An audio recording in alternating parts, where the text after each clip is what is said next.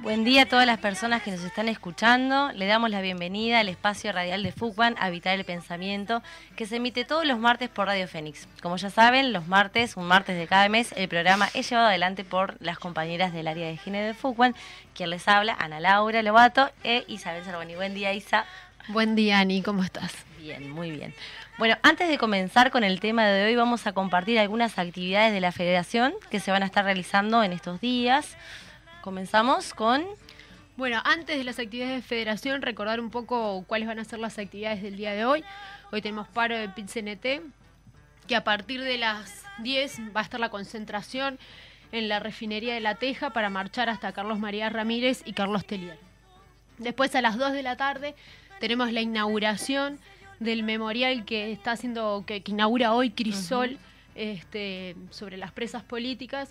Y bueno, nos vamos a estar hablando más, Luz, sobre ese tema, y en la tarde también habrá movilizaciones por la fecha. Muy bien. El 1 de julio les compartimos que van a haber actividades en el marco del Día Mundial del Cooperativismo. El 3 de julio se estará llevando adelante a nuestra sede el lanzamiento del libro Despertares, acerca de la historia de FUCBAN, escrito por Gustavo González.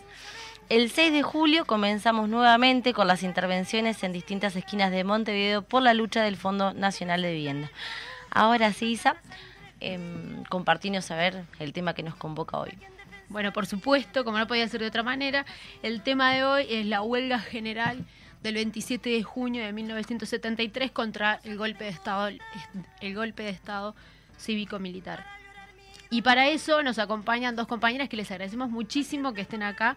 Nos emociona encontrarnos con ustedes en este espacio. María Julia Alcoba, militante sindical, cofundadora de la CNT y escritora de un libro muy importante, Las mujeres donde estaban. Y la compañera María Luz Osimani, maestra, psicóloga, carrera que hizo... Socióloga, carrera que realizó durante el exilio, expresa política, estuvo en Cabildo y hoy es militante de Crisol, así que bienvenidas y un agradecimiento a las dos.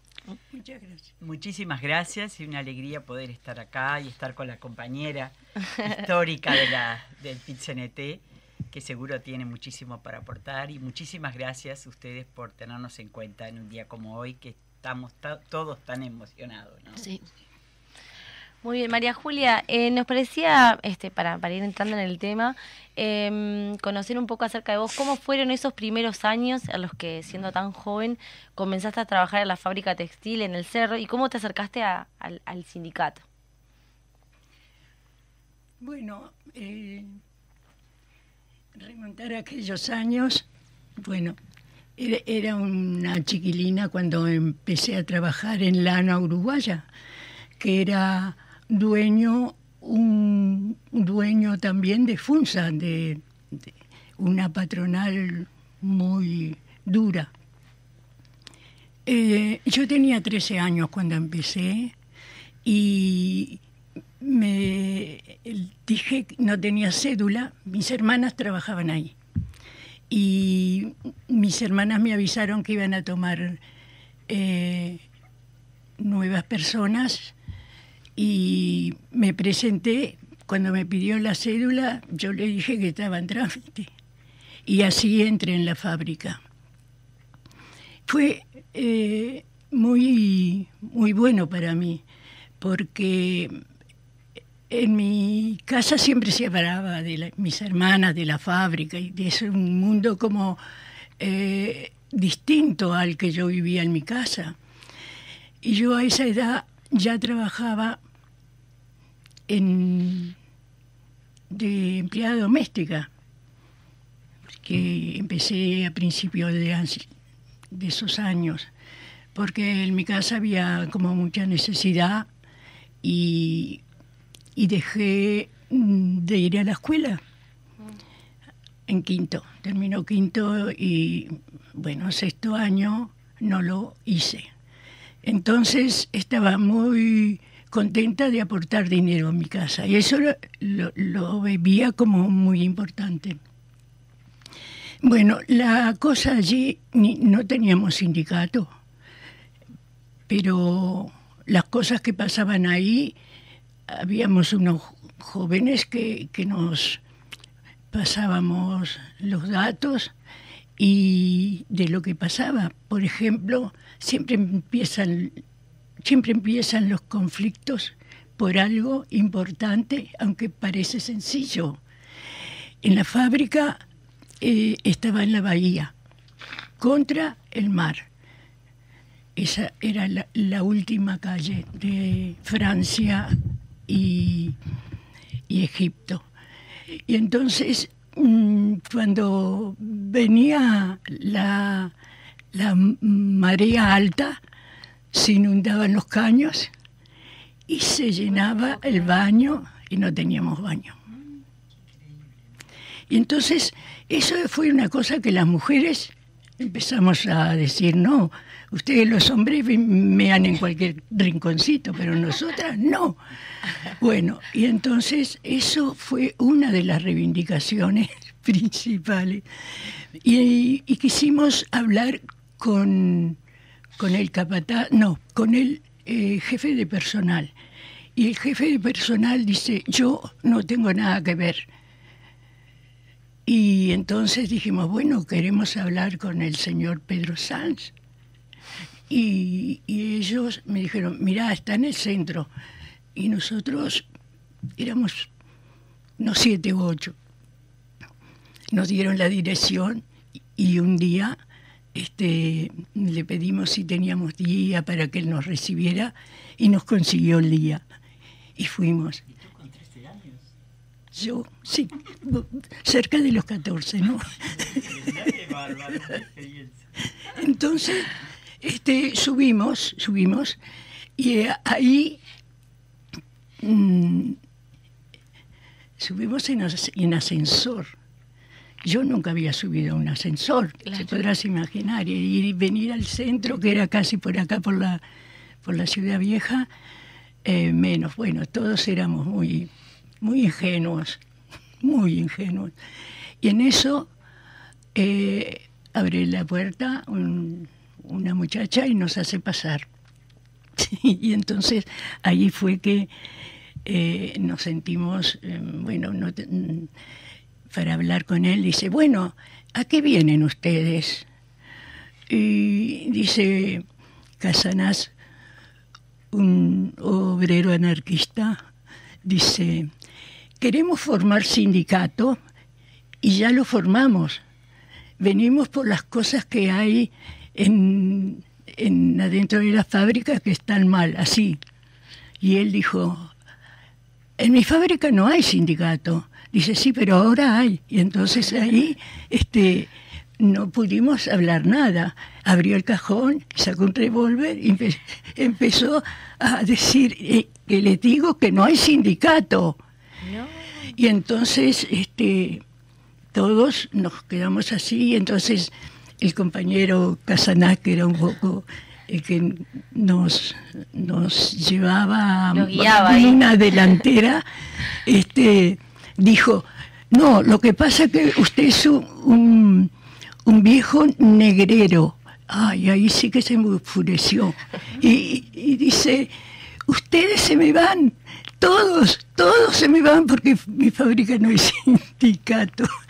Bueno, eso nos hizo recular y bajar la escalera. Ya no tomamos el ascensor, bajamos así.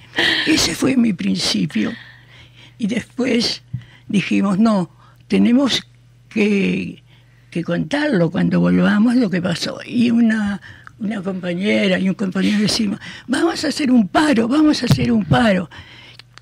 Y entonces esa situación de muchachada joven nos llevó a hacer un paro de brazos caídos. Y cuando dijimos, tenemos que dar, un compañero que estaba más adelantado que nosotros dijo, hay que avisar al sindicato. Avisamos al sindicato y vino un compañero y pidió para hablar, que era de la Unión Obrera Textil, que en ese momento había sido un sindicato bastante fuerte, pero que se había un poco, la mitad se había quedado en una central que había, que se llamaba UGT, el vestido. Y entonces empezamos a explicarle lo que había. Y entonces él dijo, pero muchachos, esto hay que avisar antes, porque, bueno, vino la policía, llamó la policía de a caballo, y ahí empezaron a llegar los padres de las muchachas y de los muchachos, y empezó a llegar el barrio del Cerro, y eran hijas o hijos de los frigoríficos, de gente que trabajaba en los frigoríficos. La policía cercó el entorno de la fábrica y la gente se quedó, había un baldío enfrente, se quedó así mirando a ver qué pasaba, todos calladitos, sin decir nada. Y la policía quedó ahí toda, que teníamos que salir, entonces el compañero de la Unión Obrera Textil dijo, acá hay que elaborar un acta y ellos van a salir, no tienen ningún problema, pero bueno, salimos y toda la gente gritaba, los padres, los familiares, los vecinos, y la policía se retiró, firmamos el acta, se miró que no había nada roto y salimos. Y ahí empezó mi contacto con el sindicato.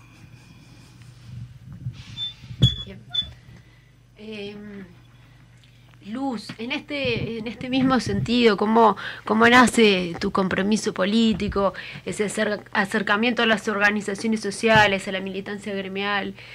¿Cómo fueron esos primeros años? Bueno, en realidad yo era estudiante de magisterio, pero en ese momento, digo, porque debemos recordar lo que era esa época.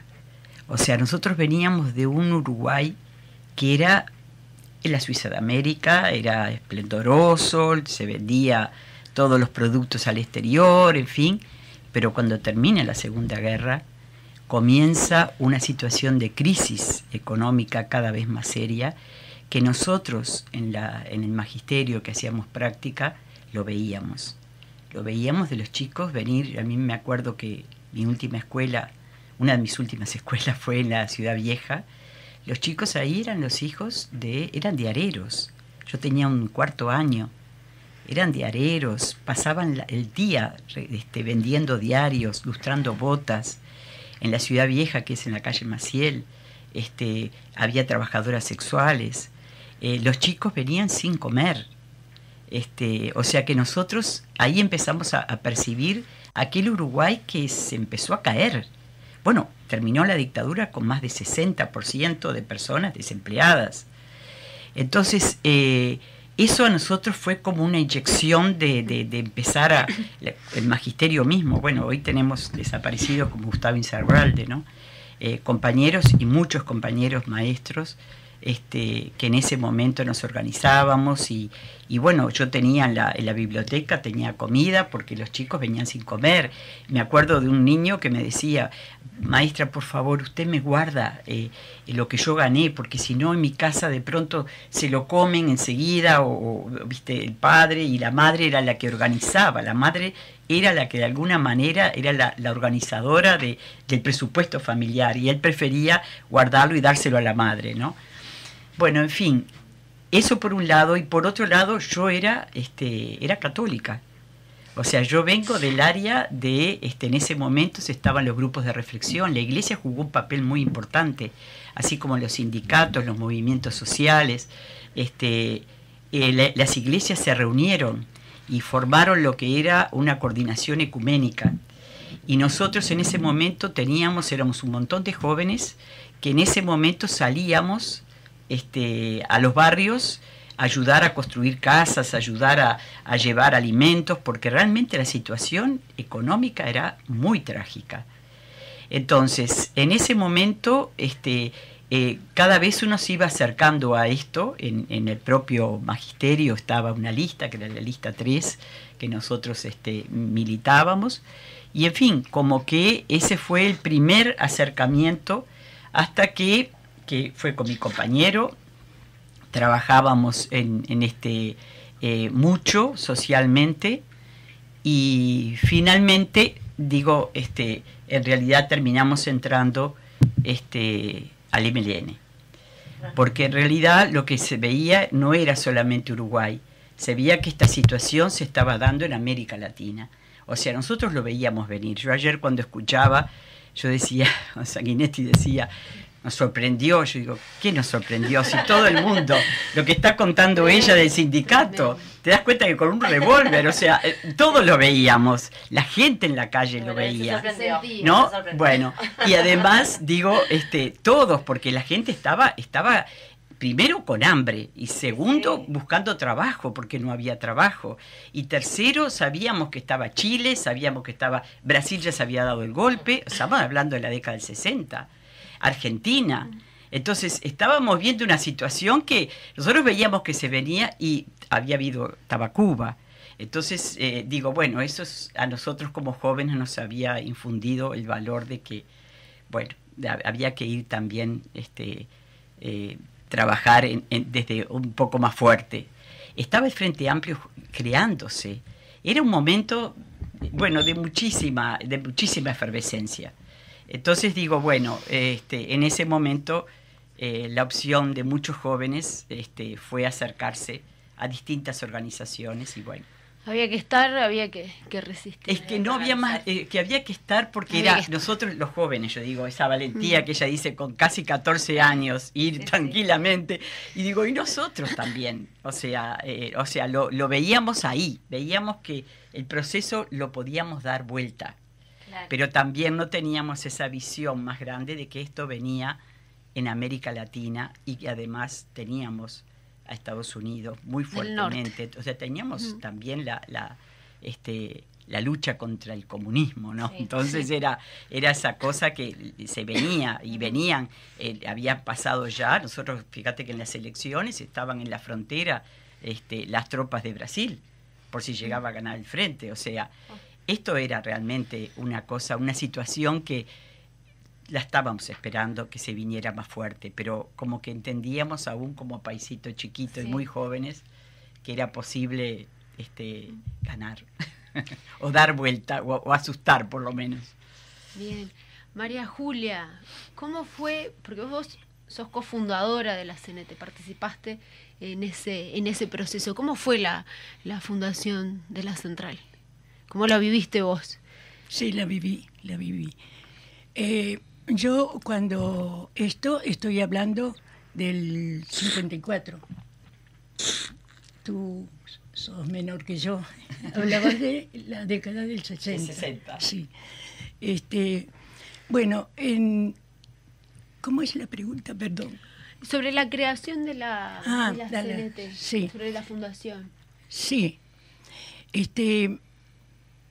Digamos que en el 54 había una crisis ya mucho antes de tu relato. Sí, termina la guerra. Claro, sí. Cuando termina la guerra, ahí empieza los capitales de los frigoríficos empiezan a retirar los capitales suyos. Ahí empieza la desocupación, en textiles lo mismo, en las fábricas había una crisis importantísima. Entonces antes de la CNT, había sindicatos autónomos, había la UGT, había otras centrales que tenían que ver estaban un poco reunidos por la ideología, ¿verdad? Y los sindicatos en el 52 se empezaron a reunir los sindicatos autónomos. Entonces empezó a organizarse la Federación de la Carne, cita a su casa, a la Federación de la Carne, en la calle Grecia, en el Cerro, cita a dialogar sobre el momento que se estaba viviendo, y los sindicatos empezaron a reunirse, los autónomos, y después se empezaron a reunir los demás sindicatos. Es decir, que había distintas ideologías, pero podían comunicarse por el tema que los convocaba, que era la desocupación, la crisis, los despidos, todo. Entonces ahí hay unos años que se está discutiendo la Central de Trabajadores como un lugar a llegar, como un lugar posible, porque nos unía muchas cosas.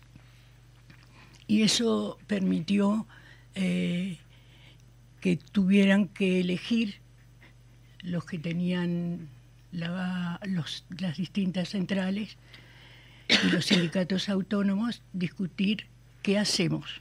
Entonces ahí empezó a hablarse de la Central Única de Trabajadores. Bien, Luz, ¿cómo recordás? Vamos a cambiar un poco el eje, pero en esto de ir haciendo un ping-pong para aprovecharlo lo mayor posible en esta horita, y previo a irnos a la pausa, ¿cómo recordás la llegada a la cárcel de Cabildo? Bueno, en realidad es un largo trayecto. Sí, me imagino. Fue como que la pregunta fue pero en esto de decir antes o después de la pausa. Sí, claro. No, en realidad es un largo trayecto, porque antes de llegar a una cárcel uno pasaba por muchas claro, cosas. sí. O sea, en realidad fue un periodo, o sea, que fue la detención en determinado momento, claro, tenía una vida legal, digamos, en lo que eran los sindicatos, y tenía una vida que no era legal, en lo que era la organización. Pero en determinado momento, bueno, habíamos recibido bastantes allanamientos y denuncias, porque era en ese momento, era una situación donde lo que dice ella, ¿no? Era los sindicatos, la ocupación.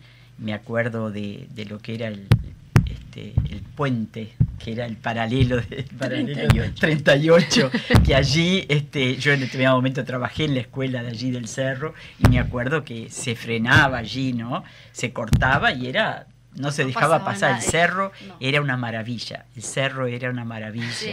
Una maravilla de fortaleza. Lo recuerdo como esas cosas, porque nosotros como maestras veníamos a pararnos ahí, pero lo que eran los sindicatos era una cosa maravillosa, ¿no? Bueno, y entonces tenía esas dos partes, pero bueno, nos allanaron muchas veces, porque cada vez empezó a polarizar, ¿no? Porque recordemos que el golpe de Estado fue de la clase alta, que fue lo que realmente ganaron en ese momento y exigían tener el mismo lugar que tuvieron durante todo lo que fueron las exportaciones, y los militares, que cada vez con el gobierno le fueron dejando ocupar, ¿no? Así que nosotros fuimos allanados varias veces, y en una de las veces ya nos vinieron a buscar. Así que en realidad allí la situación era: te ponían una capucha, te llevaban, tú no tenías la menor idea dónde ibas, la verdad. Así que terminamos en un cuartel del ejército, y bueno, y la situación ahí la primera cosa es que tú quedabas desaparecida. O sea, realmente eran meses y meses. Yo estuve alrededor de 3 meses desaparecida, que mis padres era la desesperación de recorrer, y la familia, los hermanos, en fin. Mis padres en ese momento, mi hermano de 11 años fue preso también, porque lo fueron a buscar, ellos fueron a ver la casa, a ver si me encontraban, me encontraban, entonces fue mi padre, mi madre, mi hermana, mi hermano chico, que tenía 13 años en ese momento,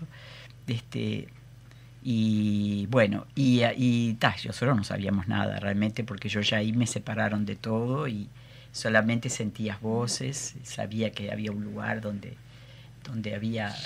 teníamos esa cosa que que fue muy difícil, ¿no? Muy difícil, pero también ahí recuerdo el papel de las mujeres, ¿no?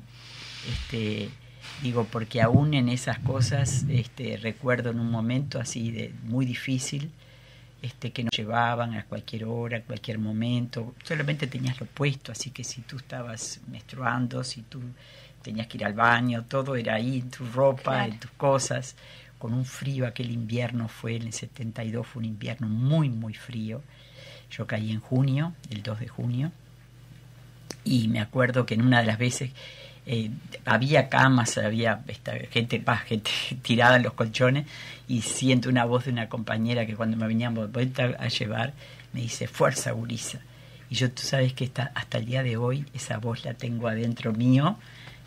No sé ni quién era porque no nos veíamos, claro, pero esa cosa viste que vos decís, pucha, y las mujeres tuvimos eso, era como ayudarnos de alguna manera a resistir el proceso.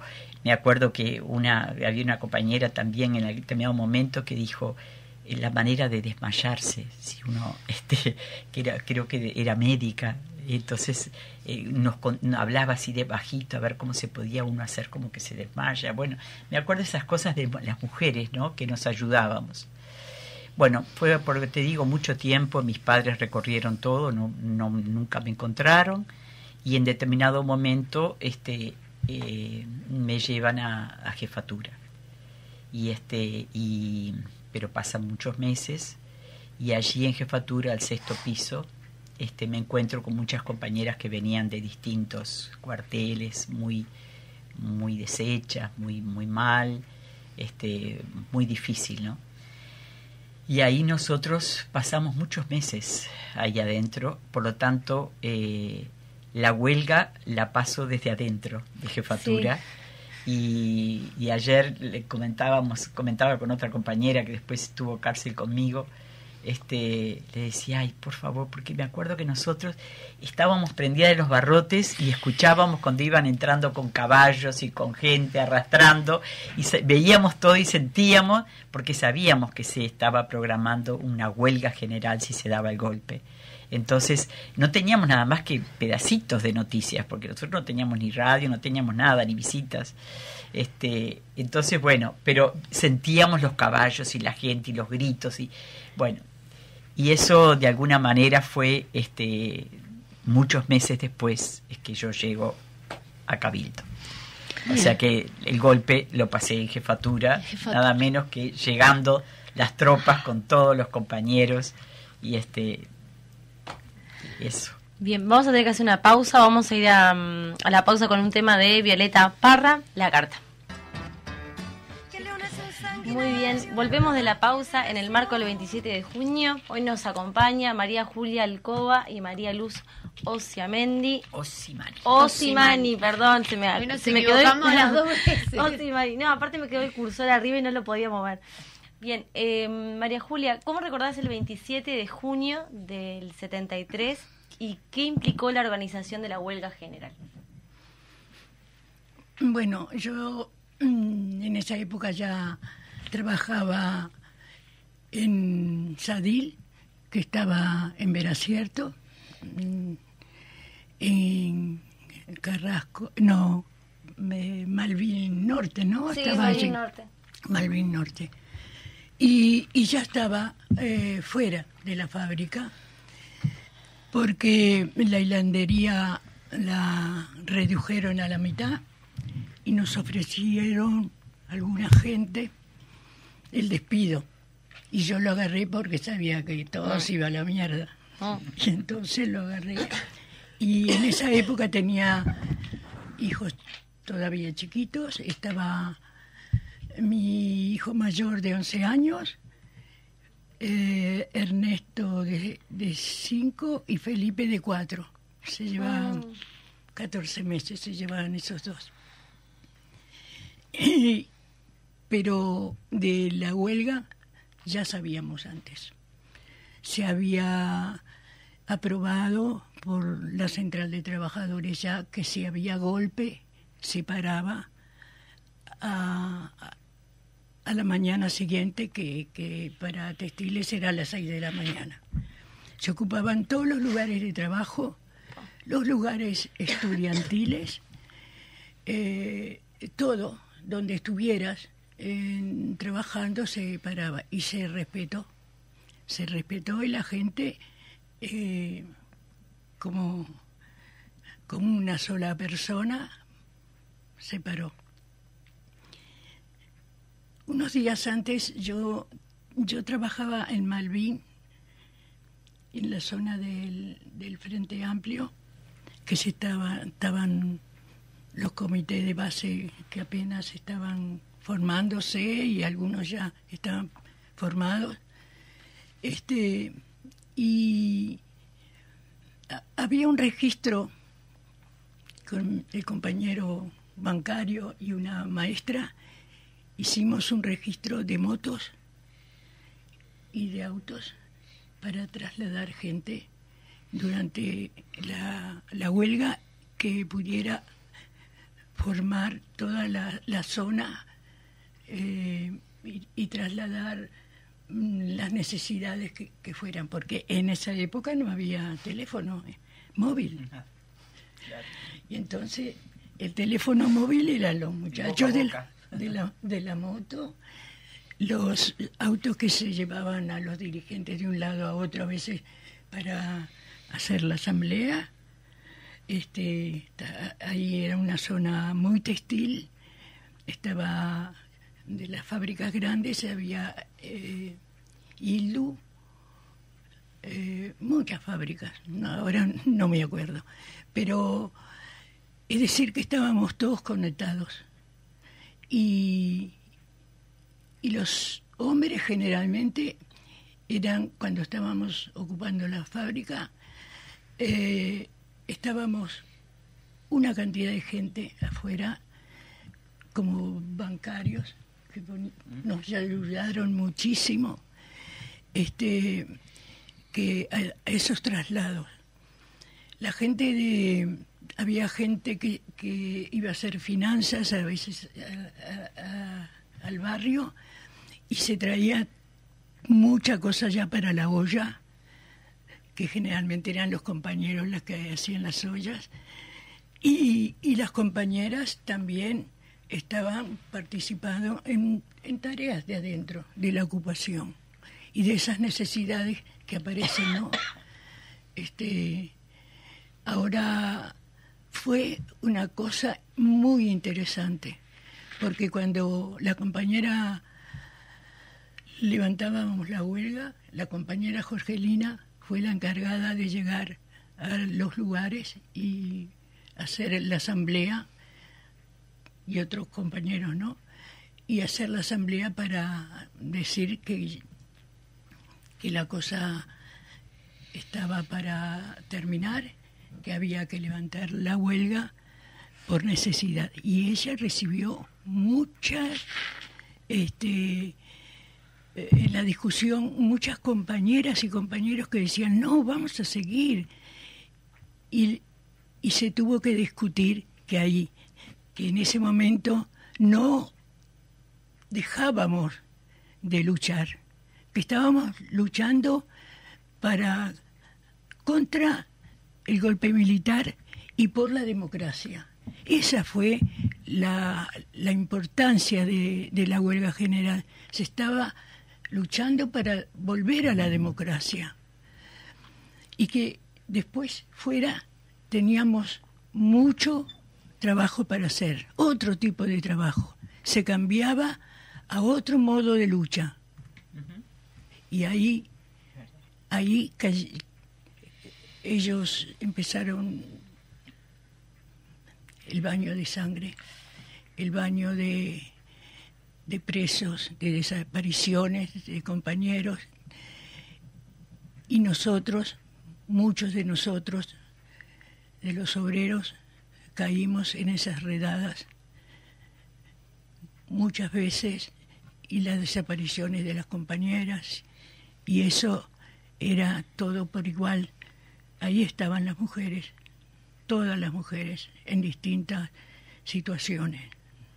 Presas como ella, desaparecidas hasta ahora, y la lucha continuó. A mí me tocó el exilio. Me tocó el exilio, primero Buenos Aires. Pensábamos, esto pasará, ya volveremos, pero no fue así. Buenos Aires se puso muy bravo y terminé exilada en Barcelona con mis 3 hijos chicos. Y ahí empezó otra vida, mi otra vida. Otra vida a trabajar en lo que saliera, desde limpiar pisos. La solidaridad de las mujeres catalanas fue impresionante. Yo te digo que iba a limpiar, tenía varias llaves con otra compañera de entrar a las casas de las catalanas mientras ellas trabajaban y te dejaban un paquete de arroz o de azúcar o de otras cosas, ropa y mucha solidaridad. Y ahí al poco tiempo formamos la Comisión de Mujeres Catalanas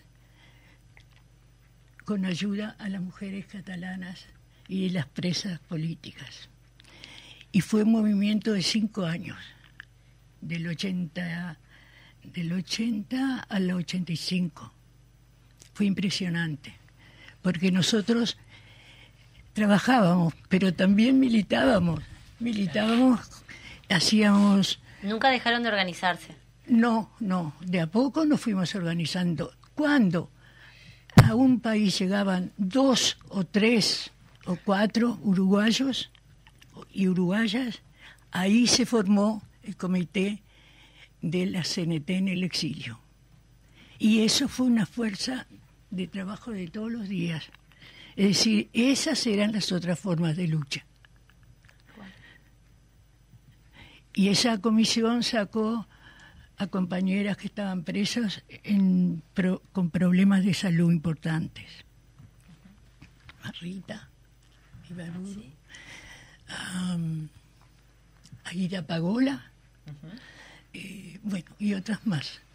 Y se juntaba dinero para la familia de desaparecidos o compañeras que no tenían trabajo todavía. Y eso fue muy importante. Los suecos, los alnedeses, las alemanas, juntábamos dinero para volver al Uruguay y conquistar nuevamente democracia para nuestro país. Bien. María Julia, viniendo mucho más acá en el tiempo, ¿cómo surge la idea de escribir el libro Las mujeres dónde estaban y cuál fue tu objetivo con ese proceso de plasmar parte de la historia de nuestro país?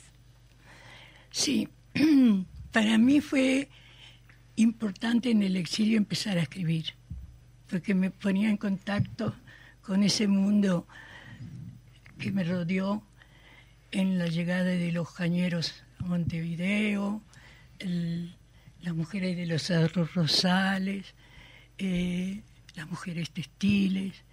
Empecé a escribir notas y después fui, digamos, al llegar acá empecé a terminar ese trabajo.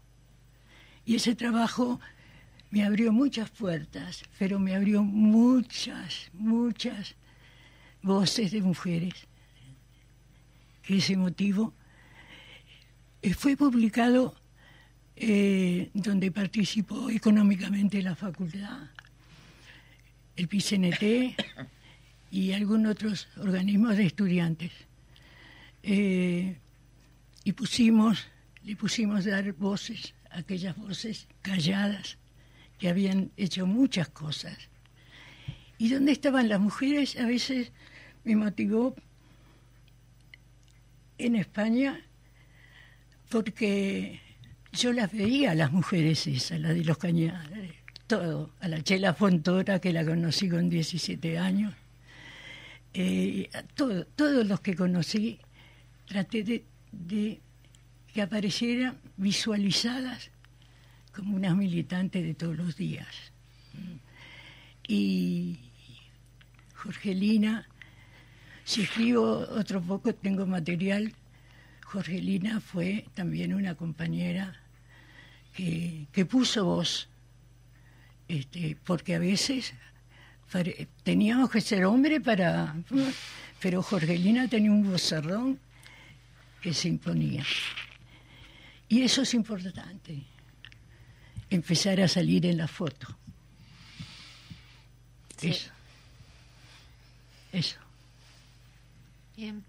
Vamos a ver si podemos organizar después algún encuentro Sí. en torno a lo que vos ahí plasmás en el libro, con las compañeras del área, en la federación, porque nos parece muy interesante lo que vos decís, esto de ser, dejar de ser invisibles para visualizar ese aporte militante, y algo que veníamos discutiendo en otros programas con Nibia, ¿no? Esa doble represión por las ideas, por la lucha por un mundo más justo, por una transformación de esta sociedad, pero esa represión por romper con nuestro rol, por salir de la casa, por comprometerse, por tomar la voz, por hacer política, por denunciar la injusticia, por tejer solidaridad.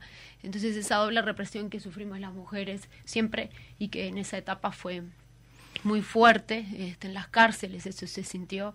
Entonces, bueno, en ese sentido nos parece muy importante lo que vos hiciste con ese libro, y está bueno poder retomarlo para seguir Se compartiendo. agotó enseguida, porque los sindicatos se llevaban de cantidades, ¿no? De 20, 30, y tuvimos una edición de 1000 ejemplares que lo seleccionaron los compañeros del PCNT cuando hizo 40 años de la formación de la CNT. Bien. En el 2016 se publicó. Bien. Y ya estamos ahí en la hora, Ana. capaz que Estamos. ¿Qué con la pregunta última. elegir? ¿Con cuál cerramos? Con la última, Luz. con Con la Luz. última, a ver. Sí. La que no leía. Voy. Dale. Luz, para cerrar. No, queremos que nos cuentes sobre la inauguración Ahí va. hoy del memorial, de ese sí. homenaje que están preparando para las 2 de la tarde. Bueno, en primer lugar, eso último que tú decías. Nosotros fuimos muy invisibilizadas. Cuando salimos de la cárcel, un poco lo que decía María Julia, también teníamos que reconstruir, teníamos que conseguir trabajo, no se conseguía.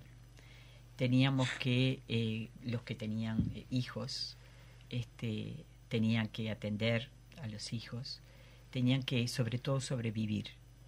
Y nosotros teníamos que estar yendo a firmar una vez por semana, con lo cual tú no sabías si tú ibas firmabas o estabas una hora de plantón. Así que conseguir trabajo era muy difícil. ¿Quién te aceptaba que tú una vez a la semana te fueras? Y tenías que inventar, me fui porque no sé qué, mi hijo enfermo, no sé qué, bla, bla, bla, pero finalmente terminabas afuera. Así que yo recuerdo que trabajé en un momento como secretaria, en otro momento, bueno, ahí me echaron, después trabajé, al final terminé en manos del Uruguay haciendo guantes, que era lo que había aprendido estando adentro, Claro. ¿no? Porque en realidad yo aprendí muchísima cosa. Adentro nosotros aprendimos mucho. Una compañera nos enseñaba a otras cómo hacer, yo qué sé, cómo tejer, cómo grabar en metal, cómo bordar, cómo, yo qué sé, distintas Todo. cosas. Muchas Armar cosas. muñequitos, porque además, recuerden, fue muy importante, y aquí las mujeres, sobre todo, los padres también estaban, pero el grupo de familiares de presos políticos, y cuando ella decía que ellos ayudaban, fue fundamental el exterior. Y los padres aquí se la jugaron, se reunían, juntaban dinero que venía del exterior, juntaban dinero de las cosas que nosotros sacábamos para vender, ellos juntaban eso y había varias cosas. Había que armar paquetes para familiares que no tenían para armar un paquete para un compañero o compañera. Había que traer gente del interior, familiares que venían a la visita.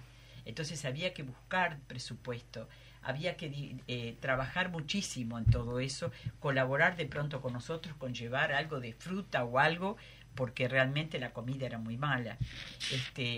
Entonces digo, muchas madres, sobre todo, estuvieron. Mi madre, por ejemplo, estuvo detenida como familiar de presos políticos del movimiento de familiares, pero muchas madres estuvieron detenidas o perseguidas o vigiladas o echadas de trabajo. Mi madre estuvo varios meses como familiar de presos políticos, nada más, porque la agarraron en un momento de reunión del movimiento de familiares, que además era por puro amor, porque en realidad ellos eran gente grande que venía de otra historia. Y nosotros con todo eso empezamos a pensar cómo es posible, porque lo que sí teníamos claro que nuestra versión era una versión de resiliencia. No era la versión de la lucha, de la guerra, de la tortura. No, nosotros las mujeres habíamos tenido eso que decía María Julia, la resiliencia, la fuerza de salir adelante a pesar de todo y salir con otras. Entonces pensamos ahí que cuando salimos tuvimos muchas cosas que hacer, pero en determinado momento nos empezamos a reunir compañeras de distintos lugares de presas y dijimos, nosotros no tenemos ningún memorial, nada que reconozca a las compañeras que mataron, las compañeras desaparecidas, las compañeras presas de todo el país. Entonces dijimos, bueno, tenemos que hacer un memorial, pero empezamos a pelear en el gobierno pasado, y lo teníamos casi por ahí, teníamos el local, nos había cedido Lucía Topolansky, estaba en la presidencia de la Asamblea General y había logrado que ese pedacito al lado del Palacio de las Leyes que nosotros queríamos porque representaba a todo el país, pudiera ponerse el memorial. Pero después cayó, cambia el gobierno y todo ese presupuesto que teníamos nuevamente quedamos en cero, nos dio para poner una piedra fundamental, que es donde está Julia Arévalo, que increíblemente también la primer diputada mujer, y finalmente en este gobierno logramos, ahí la Intendencia de Montevideo, Carolina Cose lo asume con toda fuerza y hace un llamado general a concurso con la condición de que la que esté al frente del equipo de arquitectos sea una mujer. Y sobre todo muchos jóvenes vinieron. Y ahí recuerdo las conversaciones de poder ver de qué manera se iba a hacer, y finalmente ese memorial quedó y ahora se inaugura en el día de hoy a las 2 de la tarde en Libertador y Colombia. Va a estar la banda sinfónica con una cantidad de canciones de aquella época. Viene todo el interior, vienen 6 ómnibus de compañeras del interior, vienen varias camionetas y bueno, y allí nosotros diremos algunas palabras, pero en esas columnas, que en realidad eso redondo es un abrazo, el abrazo de las mujeres que nos damos a la distancia fuerza para seguir adelante, va a tener en sus columnas nombres de compañeras, y como hay 1750 compañeras inscritas, hay una cartel que dice a todas las mujeres que de pronto no están ahí en el nombre porque no se sabe, porque hubo que buscarlas, porque en fin, a todas las mujeres que de una manera u otra estuvieron luchando y peleando para un retorno a la democracia. Bueno, a las dos muchas gracias por venir en esta fecha tan importante que recordamos la huelga, esa huelga contra el golpe, en un momento particular de profundización de la derecha, que va avanzando con este discurso, donde la resistencia tiene que estar más presente que nunca, y bueno, y estas memorias nos ayudan a seguir, y muchas gracias por estar. Muchas gracias, compañeras, un gusto haber compartido esta entrevista con ustedes, y antes de despedirla queremos cerrar mencionando el próximo programa, que va a ser el 4 de julio, también va a ser llevado adelante por nosotras, por las compañeras del área de género de FUCUAN, y va a ser en el marco de la crisis hídrica con la consigna "No es sequía, es saqueo". Muchísimas gracias a ustedes. Muchas gracias. Gracias.